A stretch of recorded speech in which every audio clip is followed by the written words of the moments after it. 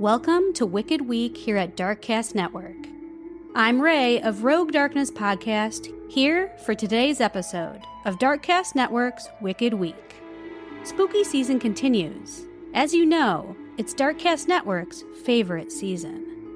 Today is spooky true crime stories, but don't be scared. We will be right here with you to see you through. In the fall of 2001, approximately 40,000 students attended Penn State at the main campus in State College, Pennsylvania. On Halloween, thousands of them donned costumes and went to celebrate with friends at bars, clubs, and off-campus apartments. Hyun Jong Cindy Song was one of these students. The 21-year-old integrative arts major was set to graduate the following spring and usually didn't party during the week. But even though it was a Wednesday, it was also Halloween, so Cindy donned a bunny outfit and went clubbing with friends. By all accounts, she had a great night. But in the early hours of November 1st, 2001, something happened to Cindy Song, and she was never seen alive again. I'm Kona Gallagher, host of And Then They Were Gone, and today I'm going to tell you the story of Hyun Jong Cindy Song. October 31st, 2001 was the first semester of Cindy's senior year at Penn State. That night, Cindy dressed in a bunny costume and joined her friends Stacy Paik and Lisa Kim at a college club called Players Nightclub. Cindy and her friends stayed until around 2 a.m., at which point they went back to a friend's apartment and played video games. At 4 a.m., Stacy drove Cindy home. She dropped her off, but didn't stay to make sure Cindy made it inside. Remember, this is 2001, before the age of social media and constant connection. Cindy was a full-time student with 2 jobs, and she lived in an off-campus apartment. Not only that, but her parents were in South Korea, so presumably they didn't talk daily. So no one immediately thought anything was wrong when a few days passed without anybody hearing from her. But that Saturday, when Cindy didn't show up for a shift at a local Korean restaurant, people started to realize that something was wrong. That day, friends called police and reported Cindy missing. Unfortunately, as we often see in the case of missing adults, Ferguson Township Police didn't seem to initially take the report very seriously. Because it was the weekend when she was reported missing, the report went to patrol and didn't even land on a detective's desk until that Monday. When I first started researching this case and saw that Stacy didn't wait to see if Cindy made it safely inside, my immediate thought was, all right, well, somebody snatched her. But when her friends and police actually went through her apartment, they found evidence that Cindy did, in fact, make it inside. Cindy had been wearing false eyelashes as part of her costume, and when police searched her apartment on Monday, November 5th, they found those on her bathroom sink. They also found the backpack that she normally carried with her, and most alarmingly, they found her cell phone, which was powered off. Now, what they didn't find was Cindy's purse, her wallet, her keys, or the bunny costume, other than the eyelashes. They also saw no signs of a struggle or any other foul play. Now, based on this, it appears as though Cindy left her apartment willingly, but didn't necessarily plan to be gone for long. She took her keys in her purse, locking the door from the outside, but she left her phone behind. She also didn't bother to change out of her bunny costume. That led investigators to believe that she left shortly after being dropped off. Our relationships with cell phones were different in 2001, so it wasn't glued to your hand like it is now. If it's 4 a.m, it makes sense that Cindy would leave it behind because who's she going to be calling at that point? Cindy's mother came over from Korea to search for her daughter. Cindy had gone through a rough breakup about a month prior to her disappearance, and her family speculated that Cindy could have died by suicide or just decided to leave because of this. Her friends disagreed, though. They said that yes, Cindy had been upset about the breakup, but it was a month ago and she had been dealing with it. Cindy was even in therapy and had been taking medication because of this. And beyond that, her friends were sure she was not the type of person to just up and leave. Plus, a search of her apartment revealed that she had bought a new computer that was due to be delivered in a few days, and most importantly, she had a ticket for a Britney Spears concert the next week. And again, 2001, so this is a huge deal. At this point, police are thinking that the most likely scenario is that Cindy popped out to a 24-hour grocery store to grab something quickly, and somebody got a hold of her either on her way there or her way back. There was a giant grocery store right by her house, and Cindy was known to go there at all hours of the night to pick up snacks or what have you. But Cindy's credit cards weren't used there, and by the time detectives went to the store to get surveillance tape, there was nothing from that night. Given the lack of clues in Cindy's disappearance, the police had to look at a variety of different possibilities. Stranger abductions are exceedingly rare, so investigators started looking into the people in Cindy's life. They interviewed all of her friends, her family, her ex-boyfriend Patrick, but according to Detective Brian Sprinkle, quote, there wasn't any indication that he was involved in any way, end quote. There were reported sightings of Cindy as far away as Philadelphia, but none of them turned out to be her.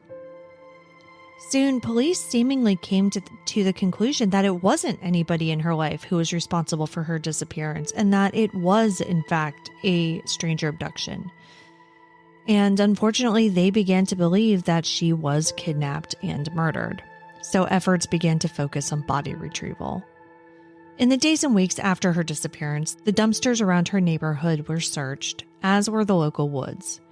Aerial searches were also performed to no avail. Meanwhile, tensions are high back in State College. Cindy's family immediately took action upon arriving stateside, and one of the first things they did was clean out Cindy's apartment, which destroyed any potential physical evidence that may have been left behind. The Song family also joined up with Penn State student groups, including the Black Caucus and the Korean Undergraduate Students Association, and other community members to form the Coalition for the Search for Cindy Song.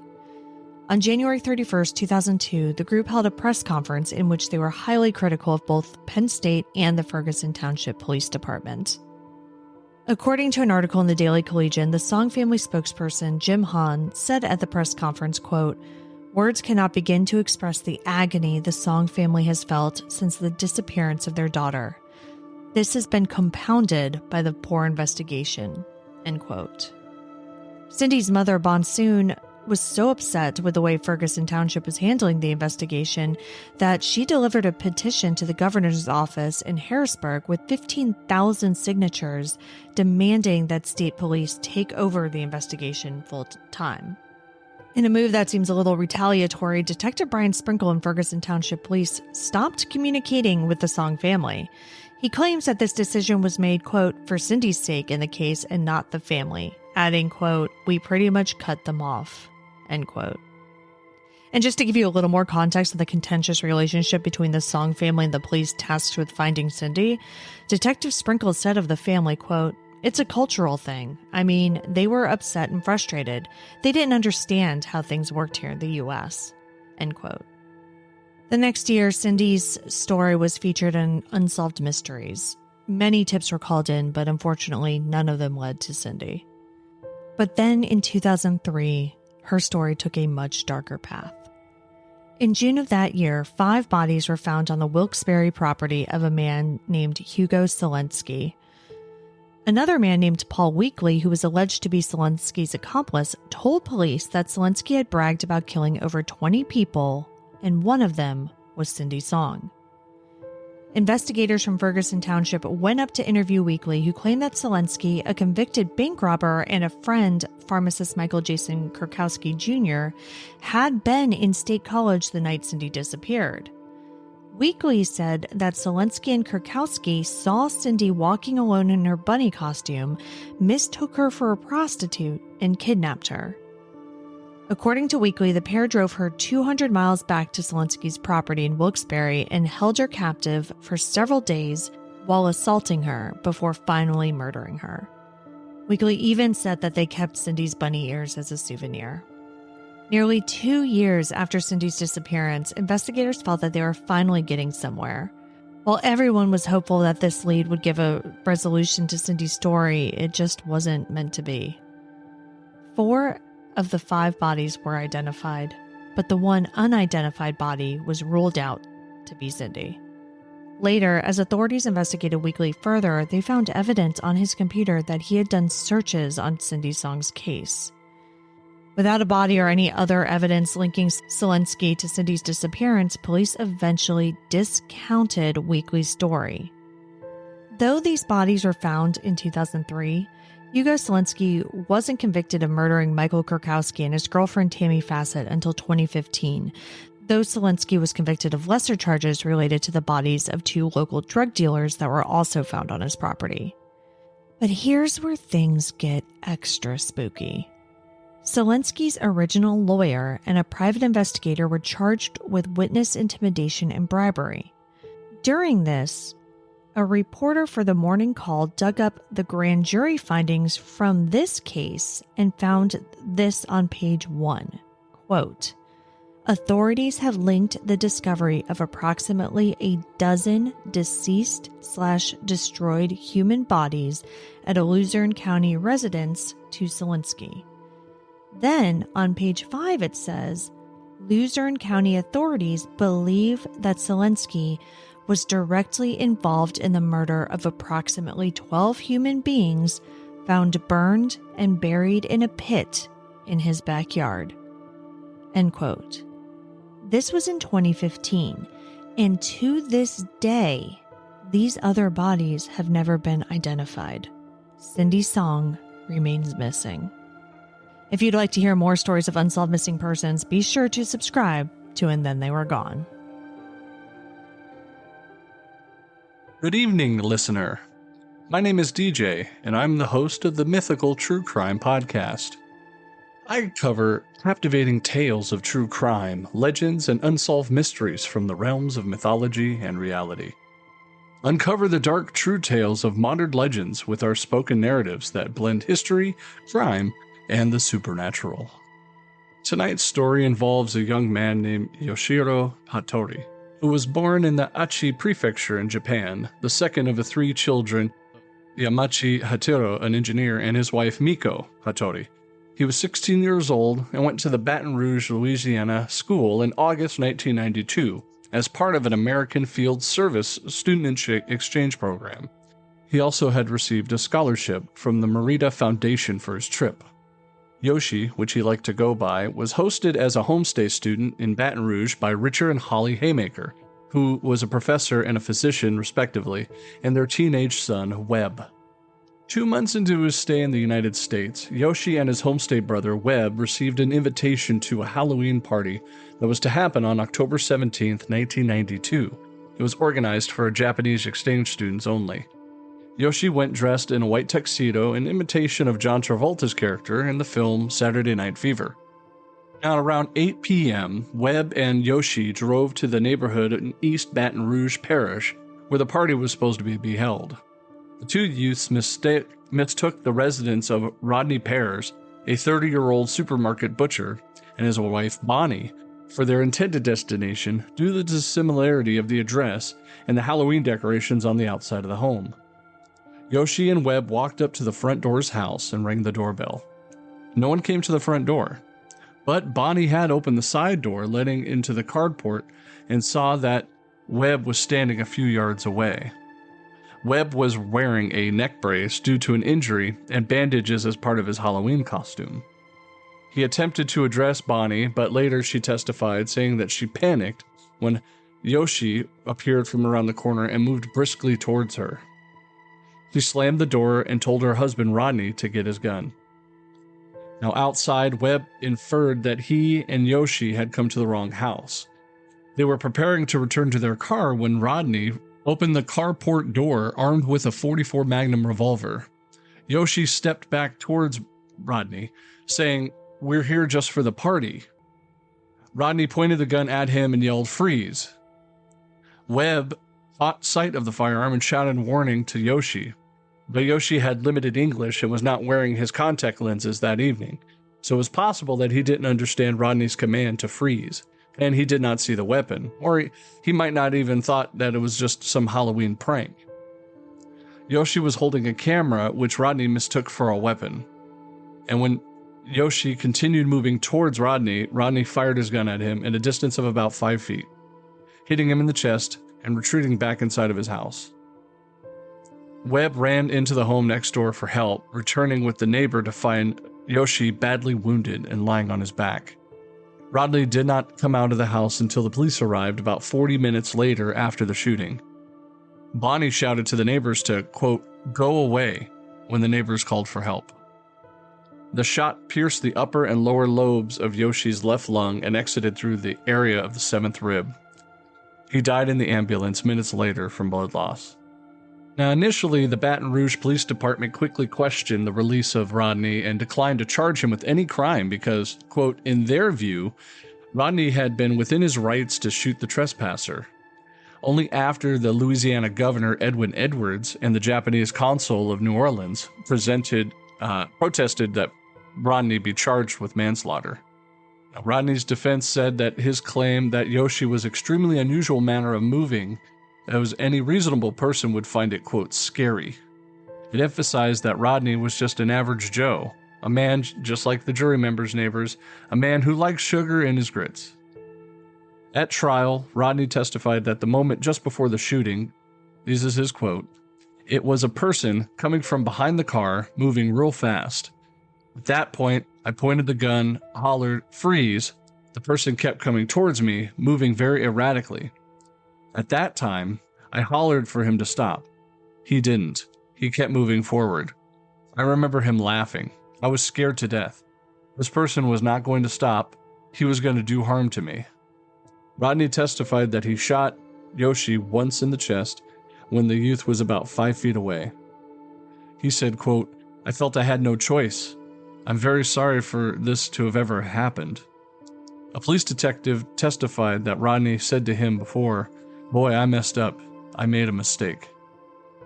District Attorney Doug Monroe concentrated on establishing that it was not reasonable for Rodney, a 6'2" tall man, armed, to be so fearful of a polite, friendly, unarmed 130-pound boy who rang the doorbell, even if he walked in towards him unexpectedly in the carport, and that Rodney is not justified using deadly force.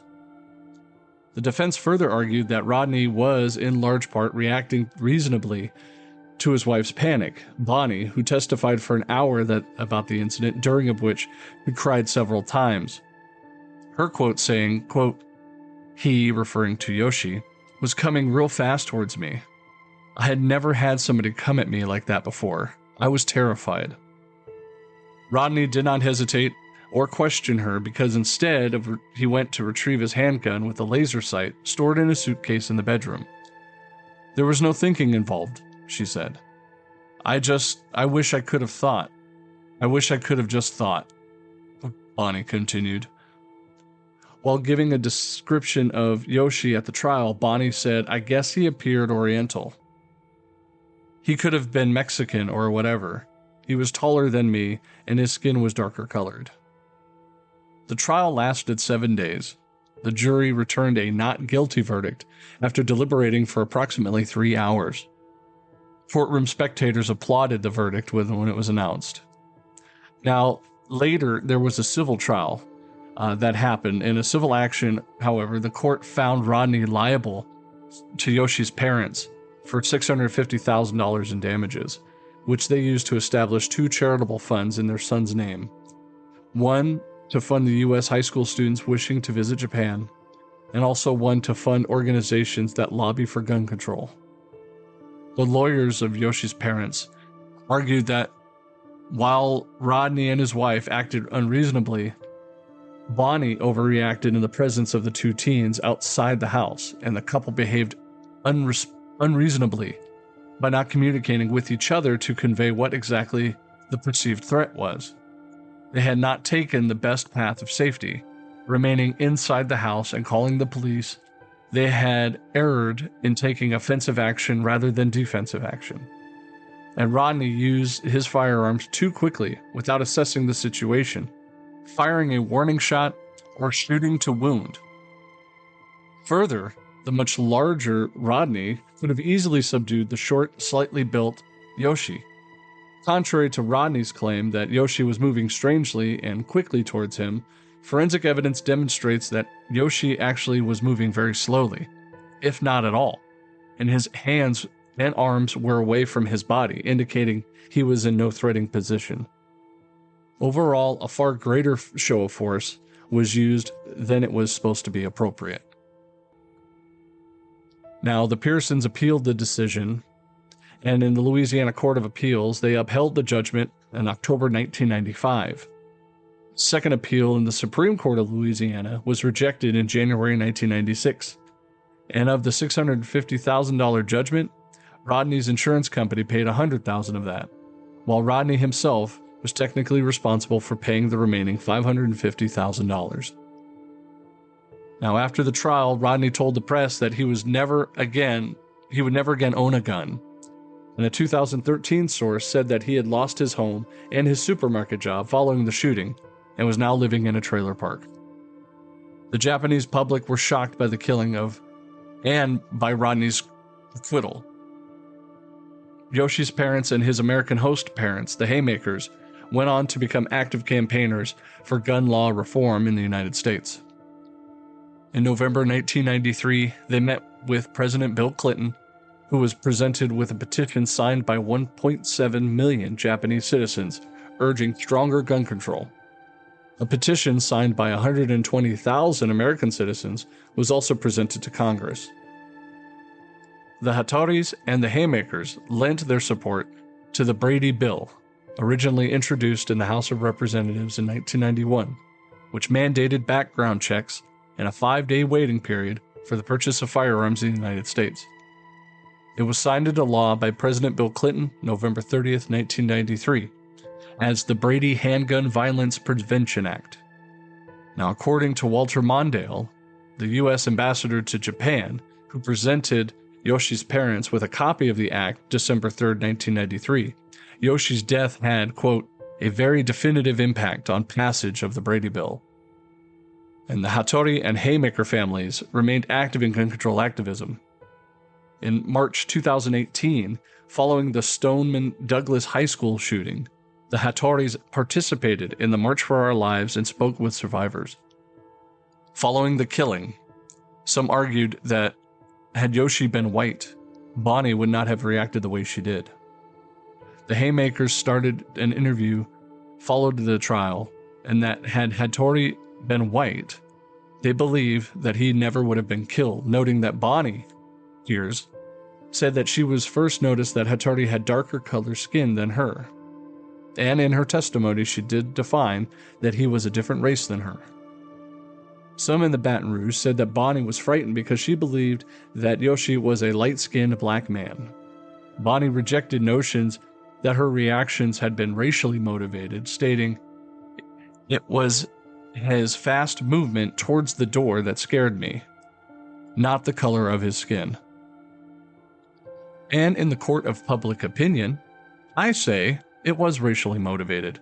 He overreacted. Her husband, not thinking, grabbed his gun and fired it at a perceived threat, taking the life of a young 16-year-old child. Put down in the comments what you think. And if you like this, I have many other stories, very similar, some dealing with the supernatural, some vaguely leading into the paranormal. Again, this is DJ with the Mythical True Crime Podcast, associate of the Darkcast network of indie podcasters. Hope you have a happy Halloween. Good night. Hey there, I'm CJ of Beyond the Rainbow, True Crimes of the LGBTQ+ podcast. The silent film era started around the 1900s and it continued on until almost the 1930s. That's when talkies, movies with sound and dialogue, took over between 1926 and 1930. But before that, silent film stars were gushed upon by their fans of the time. Charlie Chaplin, Lillian Gish, Mary Pickford, and Rudolph Valentino, they were some of the most well-known actors of the era. And though he was nowhere near as popular as silent film star Rudolph Valentino, Ramon Navarro had devastatingly good looks and leading man charm. He had a chiseled chin, great bone structure, dark wavy hair, intense eyes, and a heavy Mexican accent. But since he was a silent film actor, his accent did not interfere with his getting American roles. Ramon was a devout Catholic and gay, which was a huge point of inner conflict for him. As well, being an actor and openly gay would be instant career death during that time. So he chose to stay closeted, which would play a part in his untimely death. Ramon was successful in his career and with keeping his sexual identity a secret. He hired male sex workers to fulfill his fantasies and his needs.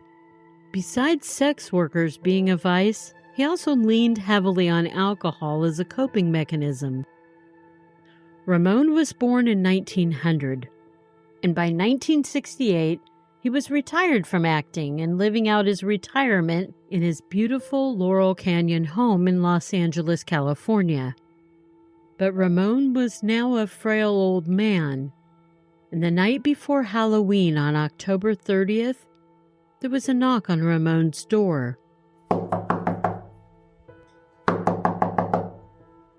Wearing a red and blue striped robe, Ramon opened the door and he greeted two guests, a 22-year-old burly man and a 17-year-old skinny teenage boy. Ramon had been expecting them. The two young men had acquired Ramon's phone number from a former sex worker Ramon had entertained previously. The two young men were brothers and both had experienced being hustlers before. They knew exactly why they were there. The old man that they were there to see still hired sex workers, but mostly for their companionship. That night, the three men drank, laughed, and played songs on Ramon's piano. Usually, Ramon would get plastered and sex was never performed. He was lonely and thrilled to have the young men there just for the company. At one point during the night, Ramon showed the young men a picture of him in his youthful days, when he was muscular and handsome. He was wearing a toga from when he starred in the original version of the movie Ben-Hur. The youngest of the two brothers said, It doesn't look like you. In order to prove he could still be virile, Ramon invited the young men to his bedroom for sex. And after the deed was done, the burly brothers demanded $5,000, rumored to be in the house. And in 1968, that was big money. Hell, that's big money to me even today. I can just imagine what it would have been worth back then. Then the little brother joined in, demanding money from Ramon. Ramon told him he didn't keep such a significant amount of money on the premises. But the brothers didn't believe him. Ramon's denials were met with a beating. The brothers then picked up bloodied and exhausted Ramon up off the ground, and they hit him again, causing him to fall back onto the floor. Afraid he would fall unconscious, the brothers dragged Ramon into the bathroom to splash cold water on his face and to slap him awake. Ramon stumbled out of the bathroom and fell to his knees. He started to pray. One of the brothers found a cane and a glove in Ramon's closet. He put the glove on and he began dancing around the room, twirling the cane over to where Ramon was. He took the cane and he smashed it into Ramon's genitals. Then the two young men took turns striking Ramon's private area with the cane. They tied him up with an electrical cord and continued the beating. Finally, they tossed a battered Ramon onto his bed, and this is where Ramon would die from choking on his own blood. The younger brother scratched Ramon's face up, and then they both rummaged through Ramon's house, dumping things on the floor, including pictures of Ramon's youthful days. Their intention was to make their crimes look like a scorned woman had perpetrated it. One last touch by the brothers was to write this on Ramon's bathroom mirror: "Us girls are better than faggots." The brothers were arrested for Ramon's murder. At their trial, Ramon's whole life was on display for everyone to hear, and the brothers' defense team declared Ramon was just an old fag who deserved to die. That same sentiment was echoed by the young men's mother, who also took the stand. In the end, the brothers were sentenced to life in prison, but they were let out after only a few years. Halloween of 1968 saw no justice for the once very loved silent film actor Ramon Navarro. Rest in power, Ramon. Happy Halloween, everyone. And I'm CJ from Beyond the Rainbow True Crimes of the LGBTQ+. Remember, it's not a crime to be gay, unless you're a murderer. Hello, this is Kelsey from Castles and Cryptids. We cover paranormal and true crime cases, and today I will be sharing the case of the Texarkana Moonlight Murders. This is a series of unsolved murders and violent attacks that were committed in the area of Texarkana, which is on the border of Texas and Arkansas, in the spring of 1946 by a serial killer known as the Phantom Killer or the Phantom Slayer. This killer attacked 8 people within the span of 10 weeks, 5 of whom later died, and the case remains unsolved today. Texarkana was a relatively violent place, with robberies and killings being fairly common, and when the crimes were first reported, people paid very little attention to them. The murders began on February 22, 1946, when around 11:55 p.m., Jimmy Hollis, age 25, and his girlfriend Mary Jean Larry, age 19, were parked on a secluded road known as Lover's Lane after going to see a movie. The area was about 50 feet off from an unpaved road and about 100 yards from the last row of city homes. A man wearing a white cloth mask resembling a pillowcase with eye holes cut out appeared at Hollis's driver's side door and shone a flashlight into the window of the car. He then pointed a pistol at the couple. Hollis responded that he had the wrong person, believing that this could only be a prank. The hooded man responded, quote, "I don't want to kill you, fellow, so do as I say." The couple were then ordered out of their car using the driver's side door. Hollis was ordered to, quote, "take off his goddamn britches." And then he was struck twice in the head with the pistol and fell to the ground. Girlfriend Larry thought Hollis had been shot because the impact was so loud, but it was actually Hollis's skull fracturing. Larry thought that they were being robbed, and so she showed the man Hollis's empty wallet. She was then also hit, and she too fell to the ground. She was ordered to stand and then to run in a specific direction. While running, she saw an older car abandoned, but it was empty, and the hooded man soon caught up with her. He asked her why she was running, and she responded that he had told her to, and he called her a liar. He knocked her down and sexually assaulted her with the barrel of his gun. After the assault, Larry ran away to a nearby house after failing to flag down a passing vehicle. Once at the house, she was able to wake up the residents, who called the police for her. During this time, Hollis had regained consciousness and had flagged down a car. The driver had left Hollis at the scene and drove to a nearby funeral home to call the police. Police arrived and the hooded man was nowhere to be seen. Hollis's pants were found 100 yards away from his parked car. Larry stayed at the hospital overnight, and Hollis stayed for 12 days due to his skull fractures. They gave conflicting statements to police. Larry said that the man that attacked them was a light-skinned black man with a white bag over his head, and Hollis said that he was a dark-skinned white man and about 30 years old, but was not sure due to the flashlight that had been shined in his eyes. Both said that he was around 6 feet tall, and police believed the couple knew their attacker and were actually covering for them.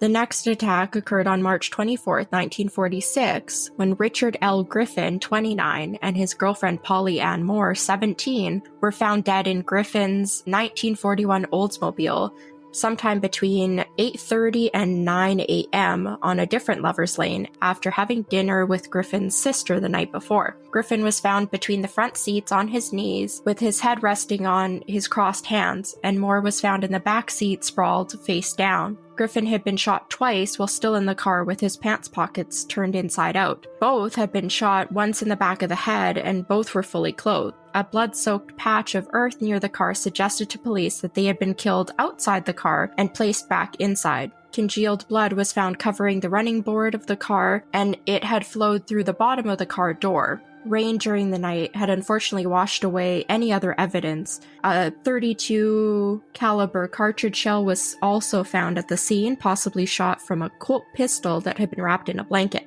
No sexual assault is believed to have taken place. Police continued their search, and the FBI soon became involved. Police even posted a $500 reward for a conviction, which instead led to over 100 false leads.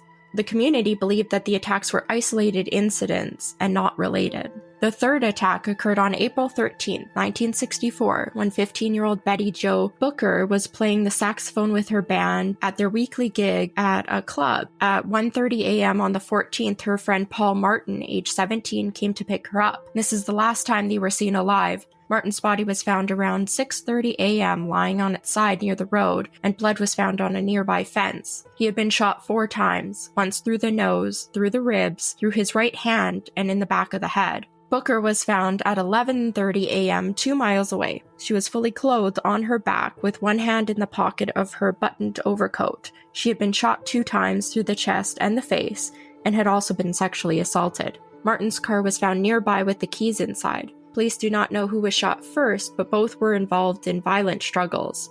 Booker's saxophone was found 6 months later in its leather case in bushes near where her body had been found. The community really started to panic now that 4 people were dead and 2 others had been attacked in just 2 months. When men went to work, women and children moved into the downtown hotel called Hotel Grimm.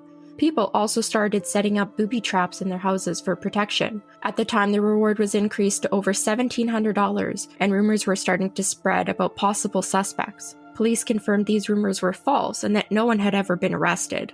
The name The Phantom came from the headline, "Phantom Killer Eludes Police."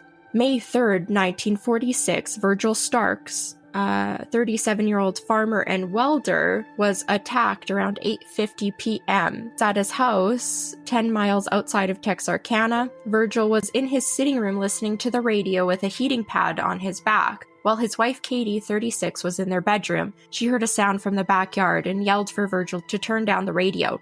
Virgil was suddenly then shot twice in the back of the head through the closed double window.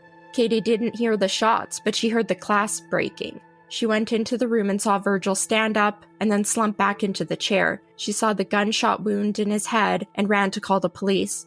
While trying to get to the phone, she was shot twice in the face from that same window that Virgil had been shot from. One bullet entered her right cheek and exited behind her left ear. The other entered below her lip, broke her jaw, and splintered multiple teeth before lodging under her tongue. She dropped to her knees, then was able to get to her feet and ran to get the pistol from their living room. But she couldn't see because the blood was pouring into her eyes. She heard the killer tearing open the rusted screen wire on the back porch. She thought she was going to be killed, so she stumbled towards the bedroom near the front of the house to leave a note. Meanwhile, the killer ran to the back of the house and made his way up the steps and into the side screen porch through the back screen door. She heard the killer coming through the kitchen window, so she turned around and ran through the dining room, through the bedroom, down a hallway, through another bedroom, and then finally into the living room and out the front door, leaving behind what was described as a virtual river of blood and teeth throughout the house and across the street. Barefoot and still in her blood-soaked nightgown, she ran across the street to her sister and brother-in-law's house. Because no one was home, she ran an additional 50 yards more to another neighbor's house named Prater. Prater answered her call for help. She gasped, "Virgil's dead," then collapsed. Prater fired a shot into the air to summon another neighbor, who got his car, and the pair were able to drive Katie to the hospital. During the drive, she slipped in and out of consciousness, but she was not going into shock, and later was even able to be questioned in the operating room by the police. Due to the rising fear in the community, 20 to 30 police officers suddenly swarmed the farmhouse to gather evidence and question witnesses. When police arrived at the scene, reports say that the chair Virgil had been in was on fire because of the electric heating pad that had been on. The reports differ on whether his body was still in the chair or if it had slumped to the floor and had avoided getting burned. Investigators declared that after the killer shot Virgil, he waited patiently outside the window to shoot the wife, Katie.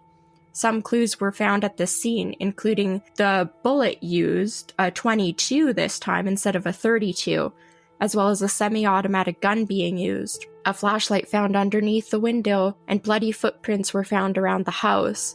Believed to be the Phantom again, police set up roadblocks and picked up several men in the area and brought them in for questioning. Bloodhounds were used to track the blood from the scene down to the highway, but the trail was lost. A flashlight that was found at the scene was sent to Washington, D.C. to the FBI. An unofficial theory for the motive among officers was that of a sex maniac, as large amounts of money in the home were not taken, nor was Katie's purse, which was laying on the bed.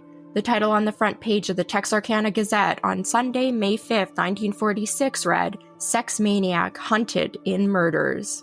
On the night of Virgil's death, the reward fund was up to $7,025, and police urged the public to stop spreading misinformation about the crimes as it may hinder their investigations. Reports from the FBI came back, and the flashlight that was found at the scene contained no fingerprints. Instead, they put a picture of the flashlight and a headline reading, "Have you seen this 2-cell flashlight?" in the newspaper, hoping to get information. Police then asked the public to report anyone who was out of place or had unknown whereabouts on the nights of any of the murders involved, and all rewards were combined to a total sum of $10,000.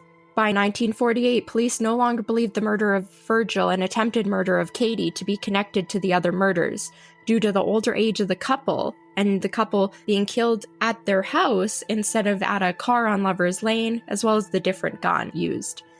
In 1946, rumors spread that the killer had been caught and was actually in prison, but police and newspapers report that this was false.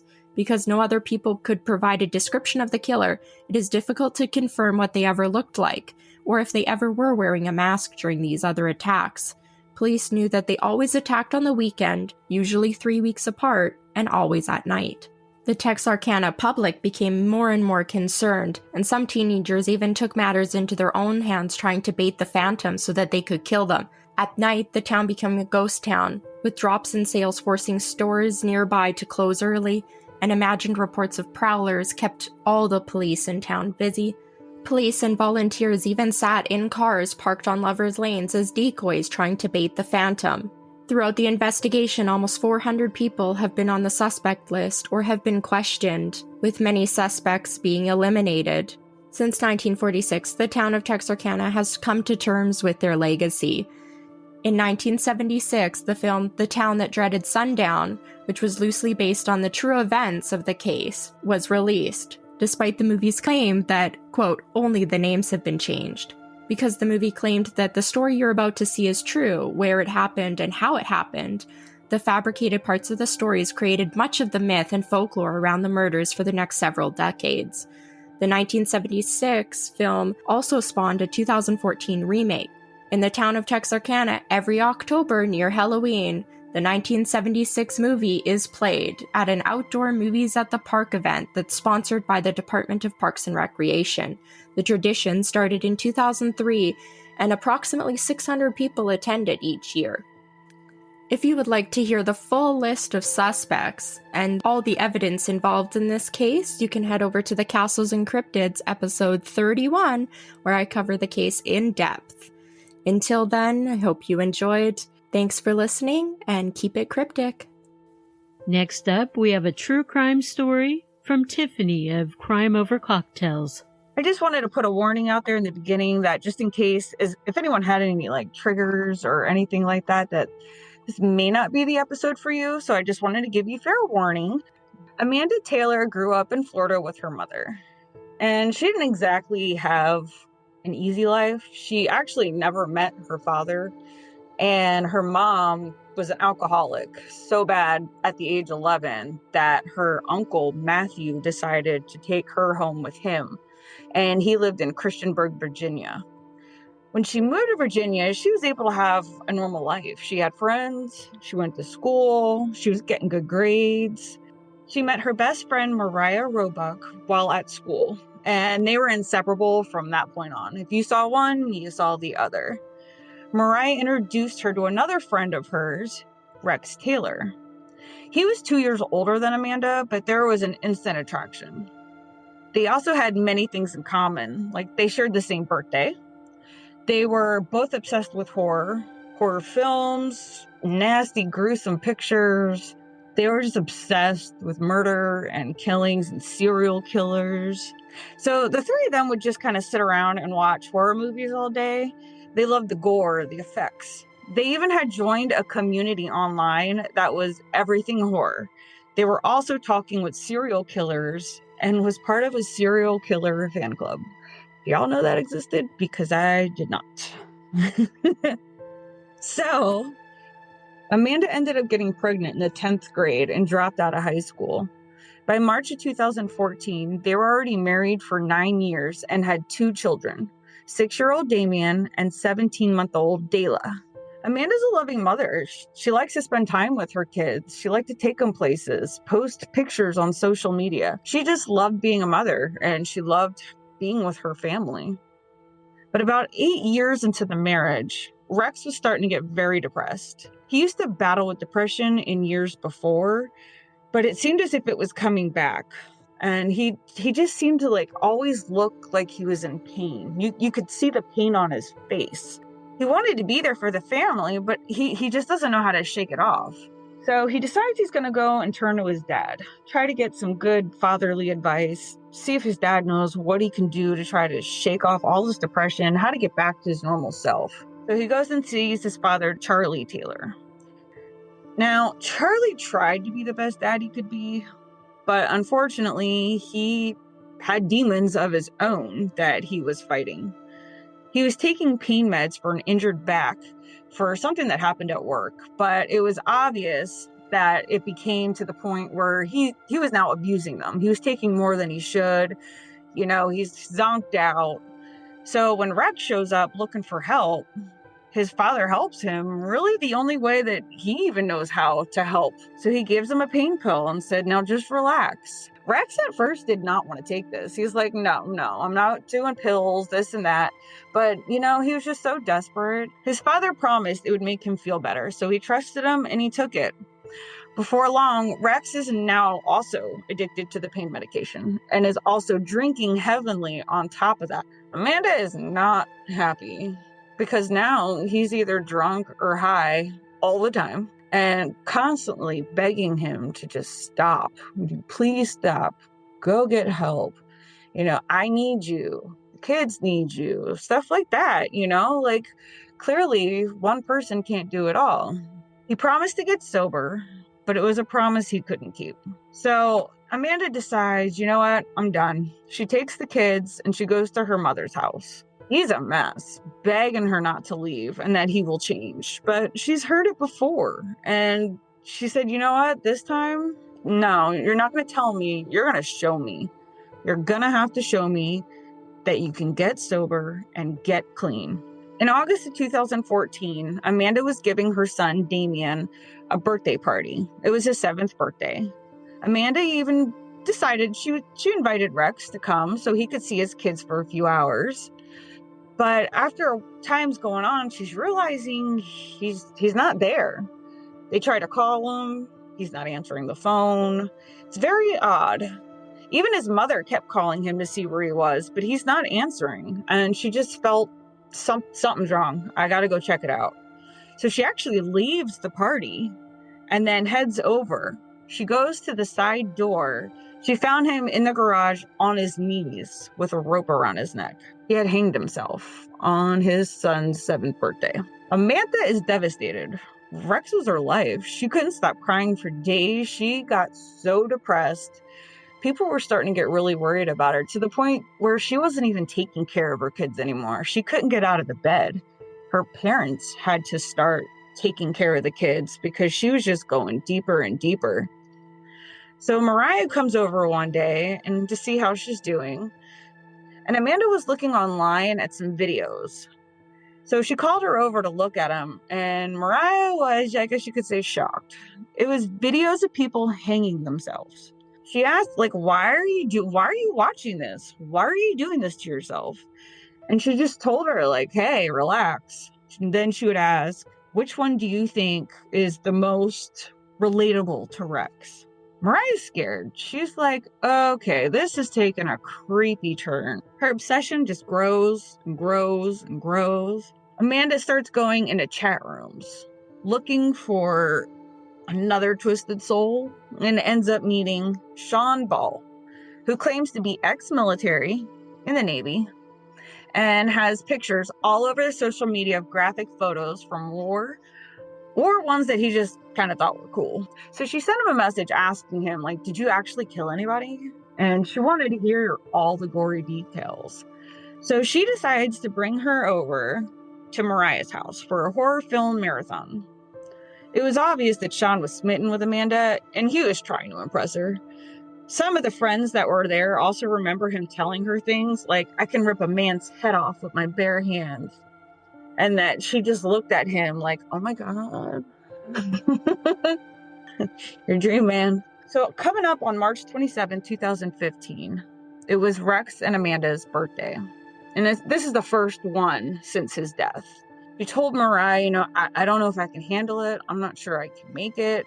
And she's telling her, you can and you will. You're going to be fine. We're here. They go to his grave and she just drops to her knees. She's crying. She's cleaning off the leaves on his grave, just saying like, I love you. And then she just snaps. She puts a knife that she had in her purse and puts it up to her throat, screaming, I want to be with Rex. Why won't you let me be with him? Her friends are able to get the knife away from her, but they are all freaking terrified. They didn't understand how it went from like 0 to 100 real quick. I mean, I'm sure they knew she was going to be some kind of emotional, especially because she was drinking on the way there. But, they didn't expect her to do anything like that. And especially because when they went to try to get the knife from her, she started to almost lash out back at them. So her uncle gets involved again and puts her in a 5-day program in Redford, Virginia, under suicide watch. They will only release her to a responsible adult. Well, after 48 hours, she's ready to leave. And she tries to call Mariah. Mariah's like, nope. She calls her mom, begs her mom, nope. Calls her uncle, nope.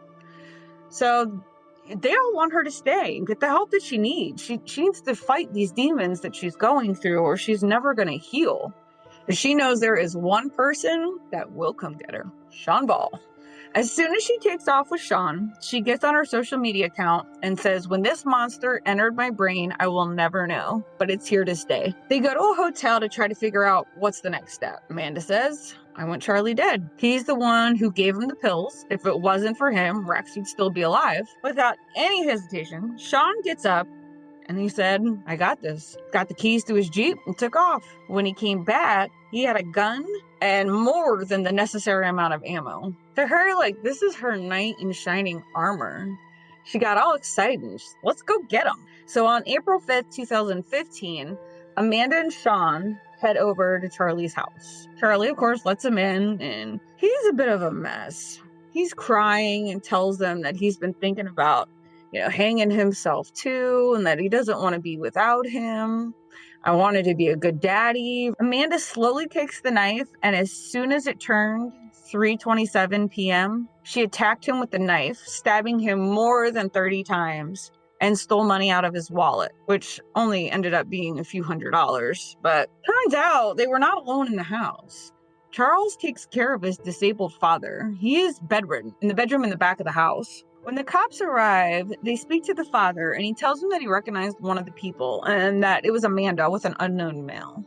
When they try to trace Amanda's phone, they notice that she had removed the SIM card. That way that they can't track her location and she's untraceable. So then they head over to her socials to see what they can find out about her. And at first glance, it looks like she's a loving mom. There's a picture of her with the kids. And just as they're sitting there looking, a picture pops up with her and the biggest smile on her face while holding up a knife with blood running down it and Charles' dead body behind her in the picture. Captions read, I truly love my kids, but this is for Rex. They end up in Gatlinburg, Tennessee at another hotel. Amanda wants to know how many rounds of ammo they have. And Sean's like, yeah, enough. And she's like, all right, I want to kill every man over the age of 60.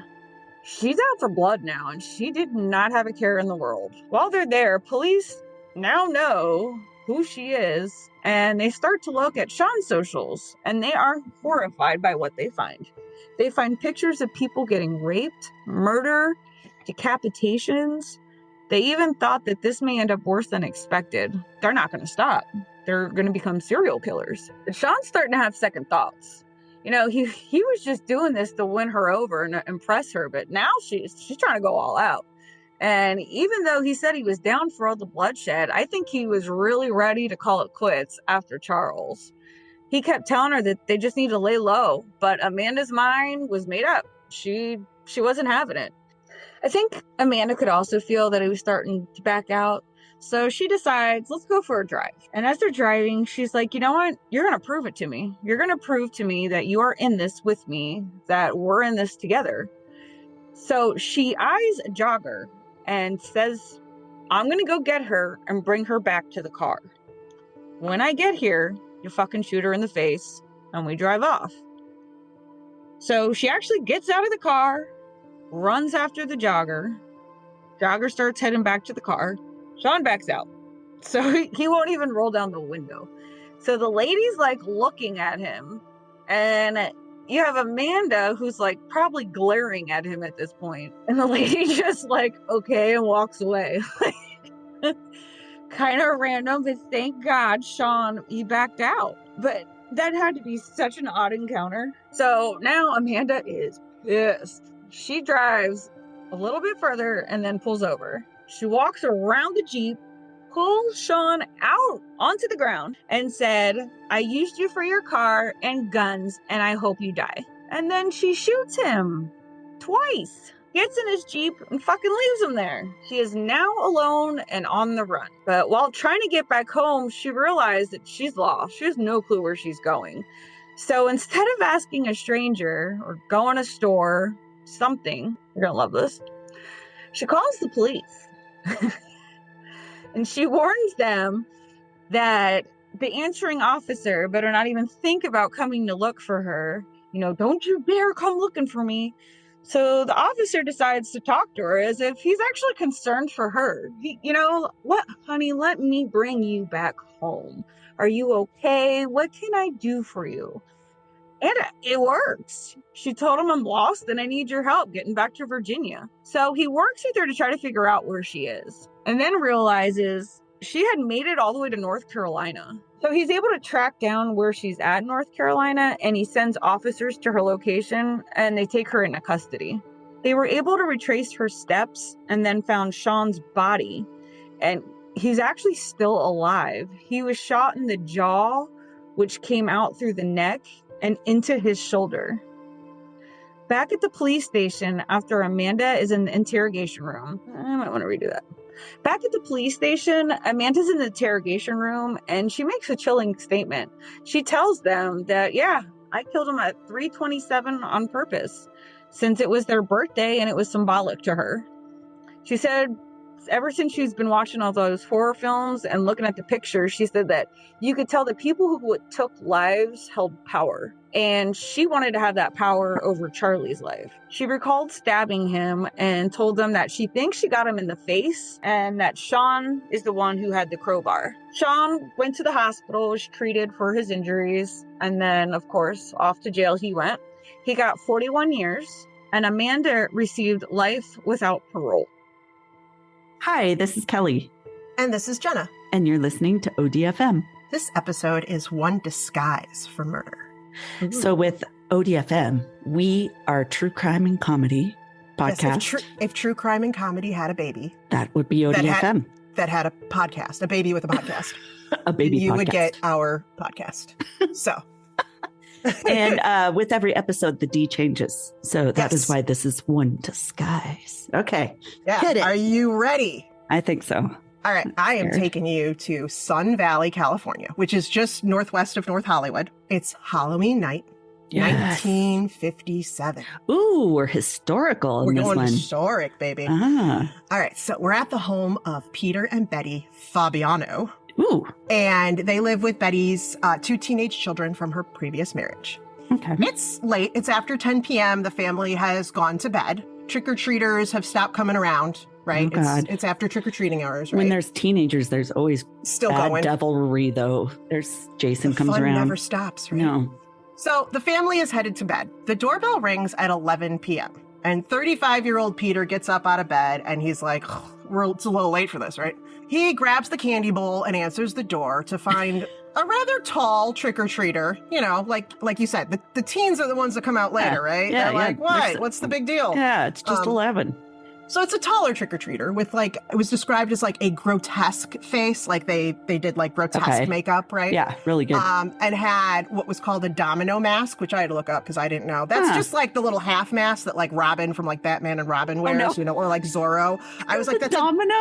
That was the first I heard of that one. I had to Google that. Yeah. So domino mask and wearing what they referred to in that time as men's clothing, blue jeans, a khaki jacket, and red gloves. I was like, jeans, a khaki jacket. Okay. I think I have that outfit. But no I'm shirt. pretty sure.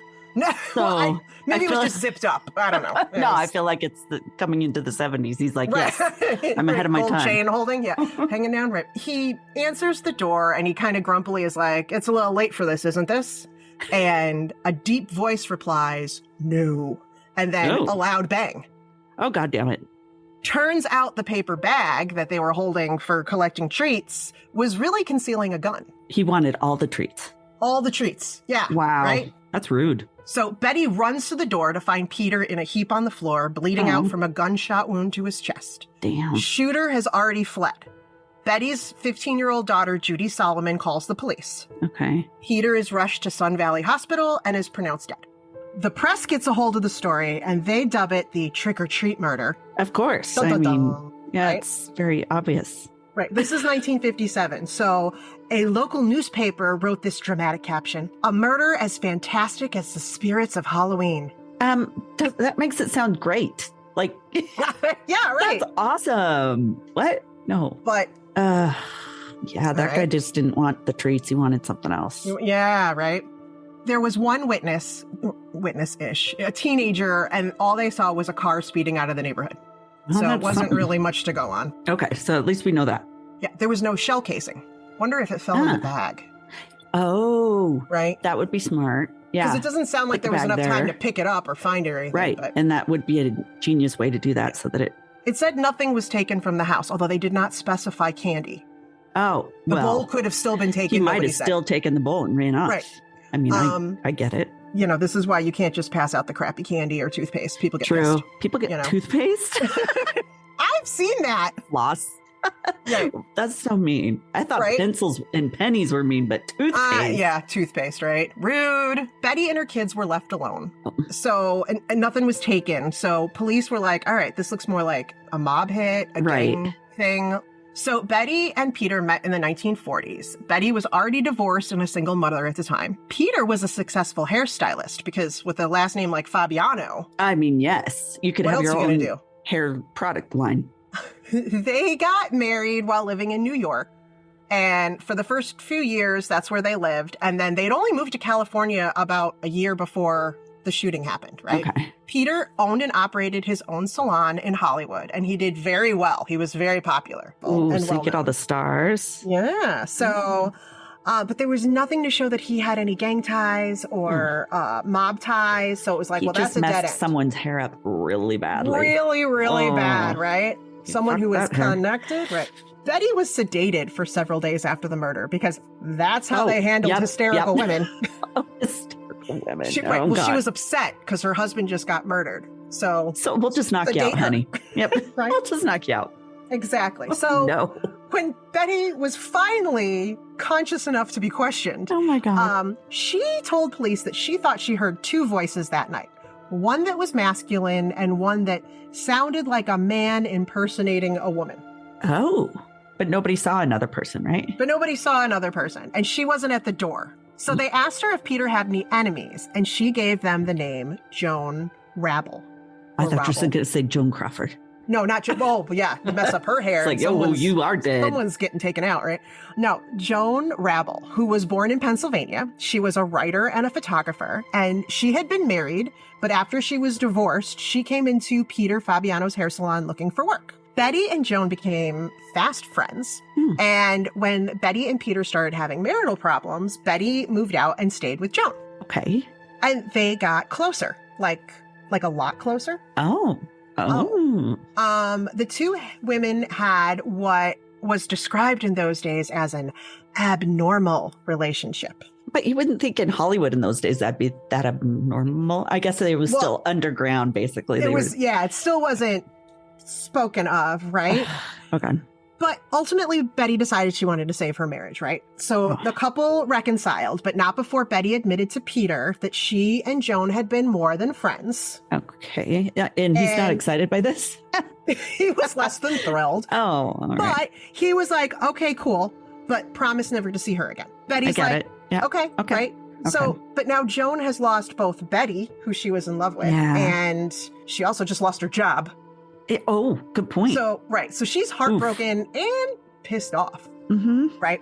So police pick up Joan, but there's no evidence tying her to the murder. But she's the only one in this triangle. She's the only one who's got a grudge, right? Okay. But so they have to let her go. 2 weeks later, an anonymous tip comes in, and police recover the murder weapon, a .38 Smith & Wesson, from the locker of a department store that was registered to a 43-year-old woman who was a medical secretary named Goldine Pfizer. So on November 12th, police arrest Goldine at her home in Hollywood, which was just a mile away from Joan's home. Oh, interesting. And she was happy to spill everything she knew and actually said it was a relief to get it off my mind. Well, at least she had a guilty conscience about it. Yes. All right. So Joan and Goldine had met several months before, and they bonded over coffee and how they were both now divorced, having both had married men in a way to disguise the fact that they were lesbians. Right. And that was common. Yeah. And I mean, shockingly, that didn't pan out. Right? You can't fake it till you make it with this right. stuff. So while Goldine was falling for Joan, Joan talked incessantly about her friend Betty, who was married to this man who was pure evil. Ouch. Right. Quote from Goldine was, "She told me that Mr. Fabiano was a vile, evil man, a man who destroyed everything around him. She told me that he mistreated his wife and that he was dealing narcotics." Wow. She's not pulling any punches. No, not at all. There was no proof of any of that, by the way. Oh, right. Joan also said that Peter hated her, and so her own life was in danger. Yeah, this is a dangerous man here, right? Feels a little manipulative. So the only solution, naturally, is that Peter's got to be taken out of the picture. Yeah, right? I mean, there's no other... What? We can move across the country? No. No, that's We've not got an to kill the person. That's the only option. So Joan gave Goldine the money to purchase a gun, which she did. Joan borrowed a car from a friend. And on Halloween night, she was the one who gave Goldine this quote-unquote men's clothing. She basically wasn't wearing a dress. And with the Robin mask. Gave her the Robin mask, gave her some creepy makeup, and then drove her to the Fabiano home.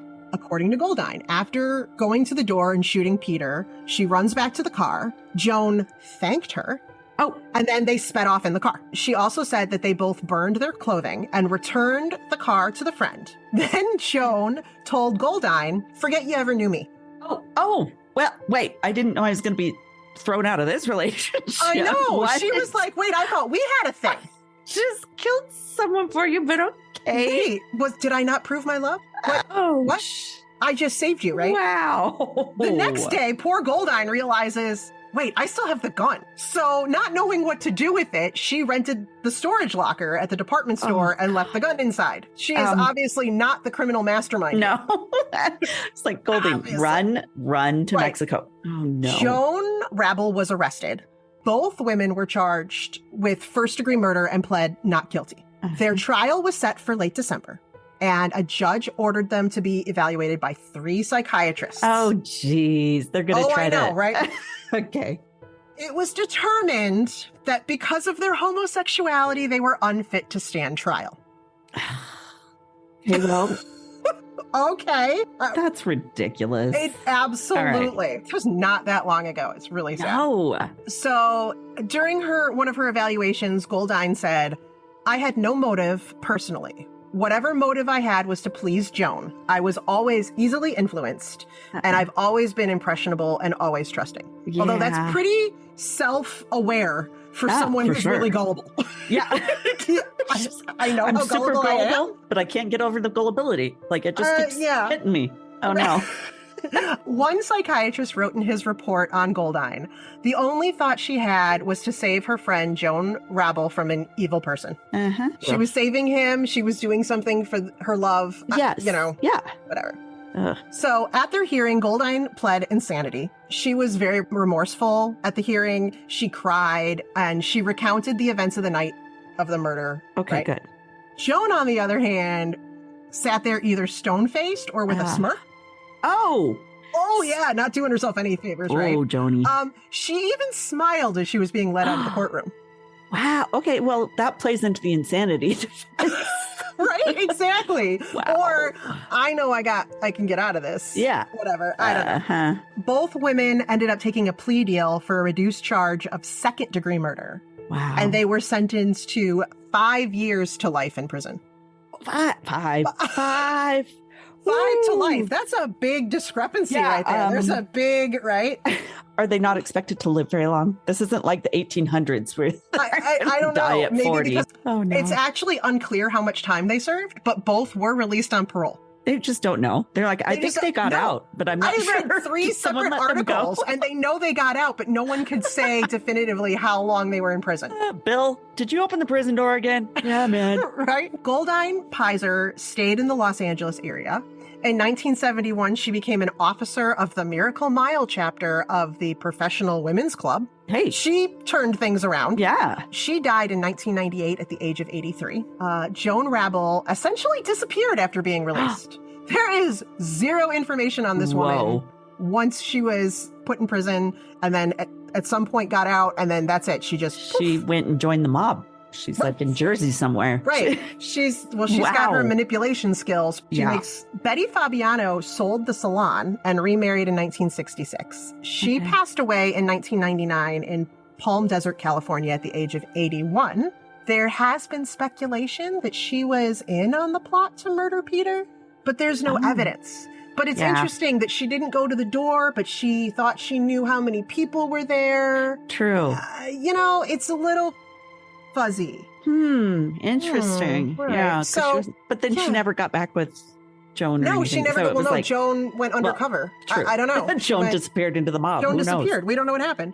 So, anyways, that is the story of the scandalous lesbian love triangle turned Halloween murder of 1957. Dun, dun, dun. That was good. Would you like to hear my sources? I would like to hear your sources. So, thevintagewomanmagazine.com. Oh, vintage woman. Don't we all wish to be a vintage woman? Right? It sounded glamorous. Truecrimeedition.com and vice.com. Join us for more stories. Yeah. Find us at odfmpodcast.com. Thanks, Darkcast Network. Happy Halloween, everyone. Happy Halloween. Thank you for joining us for Darkcast Network's Wicked Week. Join us tomorrow to see what's brewing in the Witch's Cauldron. Spooky stories of witches. Once again, I'm Ray from Rogue Darkness Podcast, and this has been a Darkcast Network production, the best of dark indie podcasts.